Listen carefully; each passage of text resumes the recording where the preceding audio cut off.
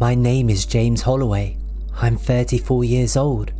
I work night security at Wakefield Forensic Psychiatric Hospital in West Yorkshire. If you're not familiar with the place, consider yourself lucky. Wakefield houses 247 patients. All of them are classified as criminally insane. All of them are serving indefinite sentences. Some have been here since the 1970s. Some will die here. These aren't people who made mistakes. These are people who did things so horrific, so incomprehensible, that the courts decided they could never be released into society. Murderers, arsonists, cannibals, and worse, much worse. I've worked here for 18 months. I do the night shift, 10 PM to 6 AM, 3 nights a week. The pay is decent, £16 per hour, plus night differential. But the money isn't why most people stay. You stay because you get used to it. The screaming, the silence, the things you see in the corners of your eyes that aren't supposed to be there. You stay because nowhere else will feel normal after Wakefield. The hospital is Victorian, built in 1847 as an asylum. 3 floors, brick walls 2 feet thick, barred windows, iron doors with observation slots. It's been updated over the years. CCTV, electronic locks, modern medication protocols, but the bones of the building remain, and bones remember. On my first night, my supervisor, a man named Gerald Pembleton, gave me a laminated card. "Read this," he said. "Memorise it. Follow it exactly. No exceptions." The card listed 7 rules. Wakefield Forensic Psychiatric Hospital Night Shift Protocols. Rule 1. Never make direct eye contact with patient 447, West Wing, room 12. If he speaks to you, respond politely but do not engage in conversation. Do not ask him questions. Rule 2. Cell Block D, East Wing, ground floor, must be checked every hour. If you hear children laughing from inside any cell, do not investigate. Mark it on your report and move on. Rule 3. The recreation room, 2nd floor, central building, locks automatically at 9 PM. If you find it unlocked at any time, lock it immediately and report it. Do not enter. Do not look inside. Rule 4. Patient 278, North Wing, room 7, will ask you to deliver messages to people outside the hospital. Do not agree. Do not accept anything he tries to give you. If he hands you something, place it in the red bin by the nurse's station immediately. Rule 5. Between 2 AM and 3 AM, you may hear footsteps in the old wing, 3rd floor, west section, closed since 1987. This is normal. Do not go upstairs to investigate. The old wing is locked for a reason. Rule 6. If a patient tells you they remember you from before, end the conversation immediately. Do not ask what they mean. Report it to Dr. Ashworth in the morning. Rule 7. If you ever see someone in a white coat standing at the end of a corridor, facing away from you, leave the area immediately. Do not approach. Do not try to identify them. Lock the nearest security door behind you and radio for backup. That is not staff. At the bottom, in Gerard's handwriting, someone had added, "These rules exist because people died. Don't be clever. Don't test them. Just follow them." I should have quit right then, but I needed a job. My wife had left, I had debts, and I had nowhere else to go. So I stayed. Patient 447's name is Dr. Simon Cartwright. He was a psychiatrist, worked at this very hospital from 1992 to 2004. Brilliant, by all accounts. Published papers on dissociative disorders, trauma-induced psychosis, criminal psychology. In 2004, he killed 7 of his patients. Not quickly, not mercifully. He kept them in his house, in the basement, and over the course of 3 months, he conducted experiments on them. When police finally found the house, 4 of his patients were still alive. Barely. Dr. Cartwright never denied it, never showed remorse. At his trial, he simply said, "I need to understand. You can't treat the mind without knowing its limits." He was declared criminally insane and sent back to Wakefield, the same hospital where he worked, the same corridors he walked, the same cells he once held the keys to. Room 12 is at the end of the west wing, past the nurse's station, down a long corridor with flickering lights that maintenance never quite fixes. The first time I did my rounds, I walked past his door slowly. The observation slot was open. I shouldn't have looked, but I did. He was sitting on his bed, facing the door, perfectly still, hands folded in his lap. He was in his 60s, thin, grey hair neatly combed. He wore the standard hostel issue clothing, grey shirt, grey trousers, but his eyes, God, his eyes, they weren't vacant like some of the patients. They were sharp, focused, intelligent. I moved to walk away. "Good evening, James." I froze. How did he know my name? I looked back through the slot. He was smiling, not a cruel smile, just knowing. "You're new," he continued. His voice was soft, cultured. "You'll do well here. You have the right temperament, observant, cautious, but curious. Rule 1, do not engage in conversation." I said nothing. "I can see it in your eyes," he said. "You want to ask me why I did it. Everyone does. But you won't, because you've been told not to." I closed the observation slot and walked away. Behind me, I heard him laugh, quiet, amused. That was 3 months ago. Every night since, I've walked past room 12. Every night, he's sitting there, waiting, and every night, he says something. "You look tired, James. Are you sleeping? How's your daughter, Lucy, isn't it? 8 years old now. I've been thinking about you, about what you might become." I don't know how he knows these things. I've never told him anything. I've never spoken to him, but he does.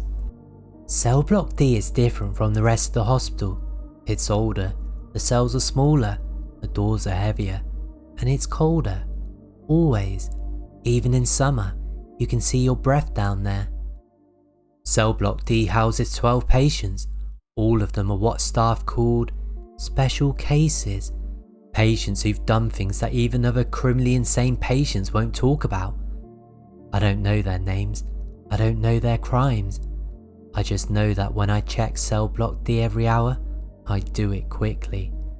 The first time I heard the children laughing, I thought it was a mistake. It was 1:47 AM. I was doing my rounds, walking past cell 4. And from inside, I heard it. Children, maybe 3 or 4 of them, giggling, playing. I stopped outside the door. The sound was clear, unmistakable. I checked the file on my tablet. Cell 4, patient 512, male, 58 years old, convicted of multiple counts of murder. No mention of children. No mention of why he's allowed access to children. I reached for the observation slot. Then I remembered rule 2. If you hear children laughing from inside any cell, do not investigate. I marked it on my report. Cell 4, unusual sounds heard. Rule 2 observed. And I moved on. But the laughter followed me, down the corridor, through the security doors, faint, distant, but always there. The next night, I heard it again. Cell 7 this time. The night after that, cell 2. Always children, always laughing, always wrong. I asked Gerald about it. He didn't look surprised. "You heard them?" "Who are they?" "We don't know. We've investigated multiple times. There are no children in those cells, just the patients. But security hears them, nurses hear them, even the patients hear them. What do they want? Gerald looked at me for a long time. I don't think they want anything, James. I think they're just there. Echoes, maybe, or something that happened before we worked here. He paused. In the 1960s, this hospital ran experimental programs, therapy for children with severe behavioural disorders. Some of those children didn't leave. What does that mean? It means you follow Rule 2, you mark it down, and you don't ask questions. But I couldn't stop thinking about it, because sometimes, late at night, when the hospital is silent, I can still hear them, laughing, playing, waiting. The recreation room is on the second floor. During the day, it's used for group therapy, supervised activities, art classes. It's one of the few places in the hospital that doesn't feel oppressive. But at night, it's different. Rule 3, the recreation room locks automatically at 9 PM. If you find it unlocked at any time, lock it immediately and report it. Do not enter. Do not look inside. For 2 months, I never had a problem with the recreation room. It was always locked, always secure, until last Tuesday. I was doing my 11 PM rounds, second floor, central building. I walked past the recreation room and noticed something immediately. The door was open, just slightly, a few inches, light spilling into the corridor. I checked my watch, 11:14 PM. The room should have been locked at 9 PM automatically. I approached the door slowly. From inside, I could hear something. Music, faint, distorted, like an old record player running at the wrong speed. I reached for the door handle, then I stopped. Rule 3, do not enter, do not look inside. But the music was so strange, so out of place. I leaned forward, just enough to see through the gap. The recreation room was empty, tables, chairs, art supplies on the shelves. But in the centre of the room, standing perfectly still, was a woman. She wore a white dress, old-fashioned, Victorian maybe. Her back was to me, her hair was long, dark, hanging loose down her back, and she was swaying, gently, as if dancing to the music. I should have closed the door, I should have locked it and walked away, but I couldn't move. The woman stopped swaying, slowly, so slowly, she began to turn. I slammed the door shut, locked it. My hands were shaking so badly I could barely work the key. I radioed Gerald. Recreation room was unlocked. It's secure now. A pause. Did you look inside? I hesitated. No. Another pause. Long this time. Okay, good. The next morning, I asked Dr. Ashworth about the recreation room. She's the head psychiatrist, mid-50s, sharp, no nonsense. Why was it unlocked last night? She looked at me carefully. It wasn't unlocked. The system shows it locked at 9:03 PM. Remained locked all night. That's impossible. I locked it myself at 11:14. She didn't argue. She just made a note on her tablet. Did you see anything inside? I thought about the woman in white. No. Dr. Ashworth nodded. Good. Best to keep it that way. But I could still hear the music sometimes, late at night, faint, distant, coming from the second floor. Patient 278's name is Michael Brannan. He's been at Wakefield since 1979, 46 years. His crime is in the records, but they're sealed. Even security doesn't have access. All I know is what's written on his file. Extreme danger. Do not engage beyond required protocol. Manipulative. Highly intelligent. Patient must remain in isolation. Michael is 71 years old. He doesn't look dangerous. He looks like someone's grandfather. White hair, soft voice. He knits in a cell. Scarves, blankets. The nurses say he's always polite, but there's something about him that makes your skin crawl. The first time I met him, he called me over to his door. "Excuse me, young man. Might I trouble you for a moment?" I stopped, looked through the observation slot. He was sitting at his small desk, knitting needles in hand, a half-finished scarf in his lap. "I wonder if you might do a favour," he said, smiling. "I've written a letter to my daughter. She lives in Manchester. I haven't spoken to her in so long. Would you be kind enough to post it for me?" He held up an envelope, addressed, stamped. Rule 4. Patient 278 will ask you to deliver messages. Do not agree. Do not accept anything he tries to give you. "Oh, I can't do that, Mr. Brennan. It's against policy." His smile didn't waver. "Of course, I understand. Rules must be followed." He sat the envelope down gently. "But you'll think about it, won't you? You seem like a kind person, compassionate, not like the others." I walked away, and every night since, he's asked me again. Different letters, different envelopes, sometimes to his daughter, sometimes to a solicitor, once to a priest. Always polite, always smiling. "Just a small favour, James. I won't ask if it weren't important. She's dying, you know, my daughter. I just want to say goodbye." I never take the letters, but last week, something changed. I was walking past his cell. He called out to me, "James, please, just this once. She doesn't have much time." I stopped. "Your daughter?" "Yeah, Sarah. She's in hospital. Cancer. I just want her to know I'm sorry, that I loved her. Please." He pushed an envelope through the slot at the bottom of the door. I looked down.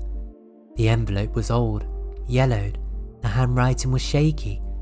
Addressed to Sarah Brennan, 14 Ashworth Road, Manchester. I reached down. My fingers were an inch from the envelope when I heard a voice behind me. "Don't." I turned. Gerald was standing there. His face was pale. "Don't touch it." He walked over, pulled a pair of latex gloves from his pocket, picked up the envelope and placed it in the red bin by the nurse's station. "Sarah Brennan died in 1981, Gerald said quietly. "She was 9 years old. Michael killed her." My blood went cold. "He writes to her every week, has done for 46 years. Always the same address, always the same message." "What does the letter say?" "We don't open them anymore, but the first few," he paused, "they weren't apologies, they were instructions, step-by-step descriptions of what he did to her, as if he was teaching someone else how to do it." I haven't stopped at Michael's cell since, but I still hear him, calling my name, asking me, politely, kindly, "Just this one, James." The old wing has been closed since 1987. Officially, it's due to structural concerns. Unofficially, it's because of what happened there. I don't know the full story, but I know this.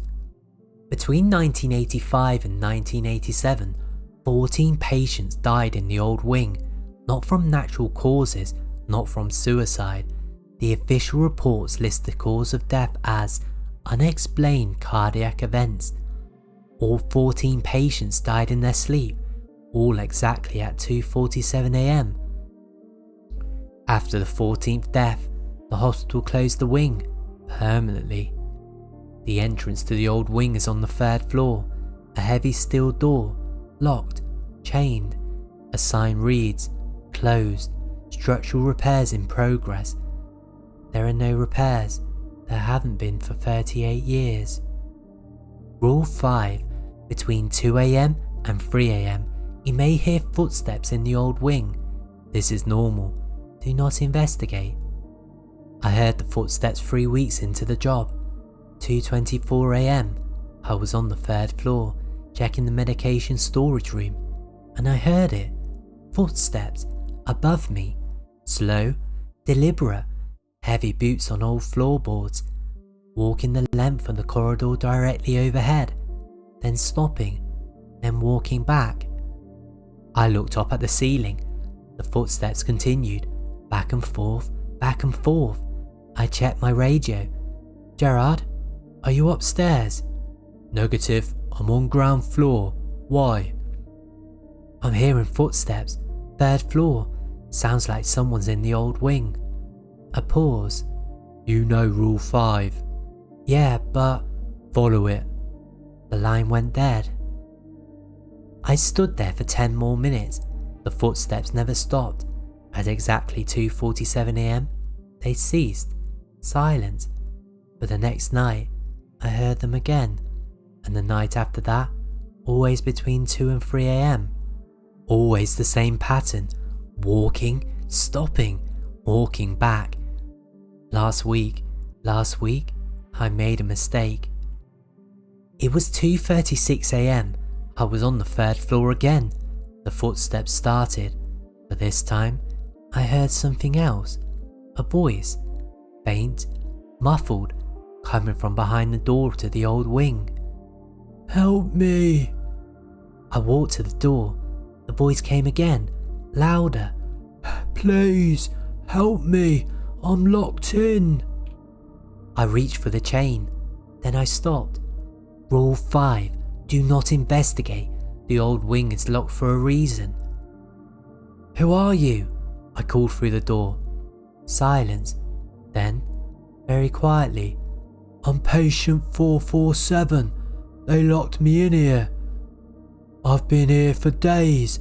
Please, let me out." Patient 447, Dr. Simon Cartwright, but he was in room 12, West Wing. I'd seen him there an hour ago. "You're lying," I said. The voice changed, deeper, colder. "You should have helped me, James. Now you're one of us." The footsteps started again, but this time they were right on the other side of the door. I ran. I thought I'd seen everything Wakefield had to offer. I was wrong. It happened last night, 3:47 a.m. I was finishing my rounds, ground floor, east wing.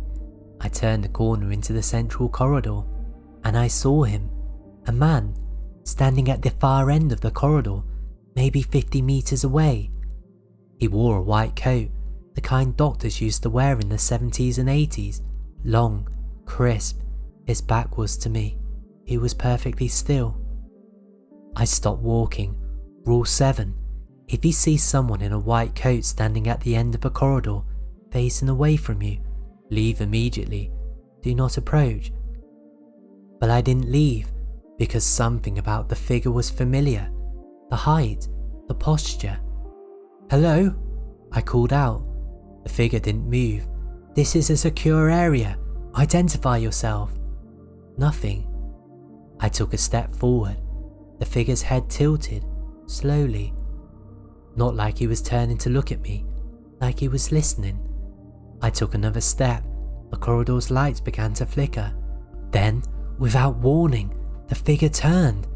Not his body, just his head, 180 degrees, facing me. There was no face, just smooth blank skin. Where his eyes should have been, there was only shallow indentations. Where his mouth should have been, there was nothing. I ran. I didn't stop, didn't look back. I slammed through the nearest security door, locked it behind me, and radioed Gerard. "East Wing, Central Corridor, there's something." "Did you see it?" "Yes."